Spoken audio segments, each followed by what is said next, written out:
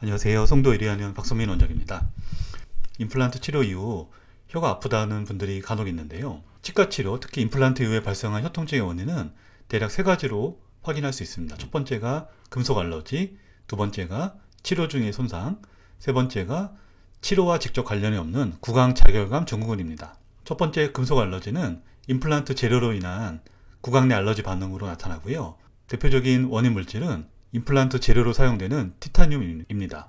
이 표는 구강 자결감 증후군의 원인을 쭉 나열한 건데요.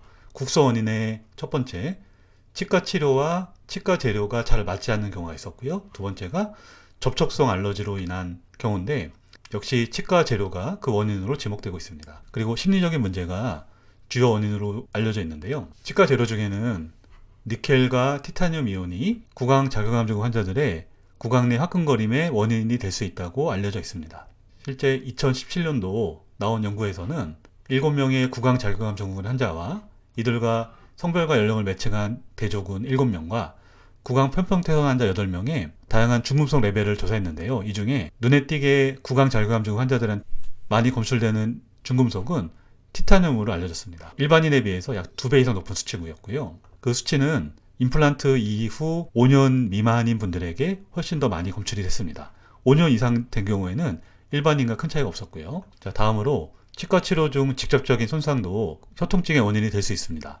임플란트 치료 중에 발생한 신경손상과 마취주사로 인한 신경손상이 둘 다 가능했고요. 2019년도 연구에서는 양쪽에 발병한 혀통증 환자 324명과 한쪽만 아프게 된 혀통증 환자 97명의 임상 양상을 비교해 봤습니다. 그 중에 발병 전에 선행 요인으로 치과 치료가 있었던 경우가 양쪽이 아픈 경우는 21%, 한쪽만 아팠던 경우는 47%로 확인이 되었습니다.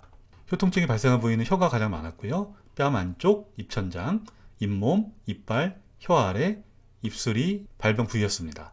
이분들이 느끼는 주요 증상은 화끈거림과 통증, 가려움, 톡톡 쏘는 느낌, 무딘 느낌, 입맛의 변화, 구강 건조, 목구멍 통증이 있었고요. 이 논문의 디스커션의 일부를 인용해 보겠습니다. 자, 치과 치료, 특히 임플란트를 포함한 치료 후에 혀 통증이 나타나는 경우가 많았고요. 수술적인 치료 이후에 신경손상이 발생할 수 있는데 특히 세 번째 어금니 발치 후 임플란트 이식 때 쉽게 발생한다고 확인되었습니다. 수술적 치료 이외에 마취주사 역시 설신경과 고삭신경의 손상을 유발할 수 있다고 보고했습니다. 설신경과 하치조 신경이 모두 손상 가능하지만 하치조 신경은 혀에 분지하지 않기 때문에 턱과 잇몸의 불편함을 만들 수 있지만 혀에는 영향을 주지 않고요. 반면에 설신경은 혀에 직접 분지하기 때문에 혀통증을 유발하게 될 수 있습니다.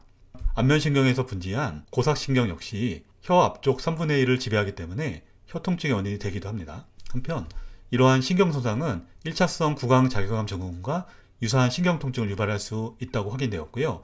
특히 한쪽에만 발생한 경우에는 치과 치료 중 발생한 외과적 손상에 의해서 유도될 확률이 있기 때문에 관련된 신경 기능을 확인해 볼 필요가 있겠습니다. 이 두 가지 문제와 별개로 치과 방문 자체에 대한 스트레스가 크거나 치과 치료 과정에서 불안증과 걱정이 컸을 때 그 이후에 구강 자결감 증후군이 발생할 수가 있습니다. 이 사이콜로지컬 디스트레스, 심리적인 불안감과 스트레스, 공포, 걱정 등은 중추신경계 기전을 통해서 구강 자결감 증후군을 유발할 수 있습니다.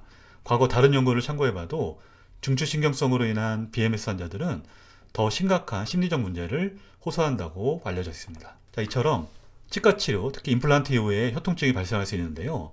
첫 번째로 금속 알러지가 원인이 될 수도 있고 이는 알러지 검사를 통해 확인할 수 있습니다.